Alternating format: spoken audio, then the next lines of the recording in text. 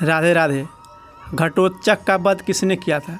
जब कर्ण घटोत्कच का वध किया तो सभी पांडव दुखी थे, लेकिन अर्जुन देखा कि श्री कृष्ण प्रसन्न है।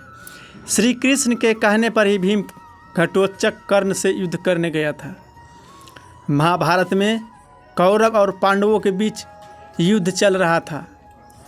कर्ण ने भीम के पुत्र घटोत्कच का वध कर दिया था।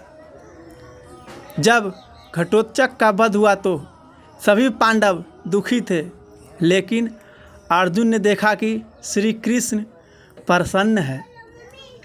अर्जुन ने जब इस प्रसन्नता का कारण पूछा तो श्री कृष्ण ने कहा कि अगर आज कर्ण के हाथों घटोत्कच की मृत्यु नहीं होती तो भविष्य में इसका वध मेरे हाथों ही होता।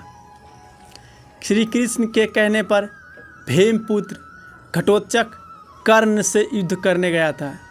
घटोत्कच और कर्ण दोनों ही पराक्रमी योद्धा थे, इसलिए वे एक दूसरे के प्रहारों को अपनी शक्तियों से काटने लगे। जब कर्ण ने देखा कि घटोत्कच को किसी प्रकार पराजित नहीं किया जा सकता, तो उसने अपने दिव्य अस्त्र प्रकट किए। यह देख घटोत्कच ने भी अपनी माया से राक्षसी सेना प्रकट कर दी। कर्ण ने अपने शास्त्रों से उसका भी अंत कर दिया। इधर घटोत्कच कौरवों की सेना का भी संहार करने लगा। घटोत्कच के हाथों अपनी सेना का संहार देखकर सभी कौरवों ने कर्ण से कहा कि तुम इंद्र की दी हुई शक्ति से अभी इस राक्षस का अंत कर दो, नहीं तो ये आज ही कौरव सेना को समाप्त कर देगा। सभी की बात मानकर कर्ण ने ऐसा ही किया और घटोत्कच का वध कर दिया। घटोत्कच के वध से पांडव दुखी थे, लेकिन अर्जुन ने श्री कृष्ण को इस अवसर पर प्रसन्न देखा।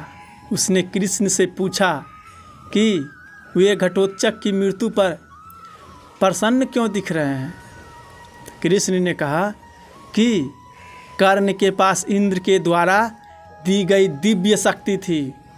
उस शक्ति को कोई भी पराजित नहीं कर सकता था। कर्ण ने वह शक्ति तुम्हारे लिए संभाल कर रखी थी, लेकिन अब वह शक्ति अब उसके पास नहीं है।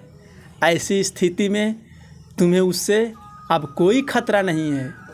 अगर आज कर्ण घटोत्कच का वध नहीं करता तो एक दिन मुझे ही इसका वध करना पड़ता, क्योंकि वह ब्राह्मणों और यज्ञों से शत्रुता रखने वाला राक्षस था।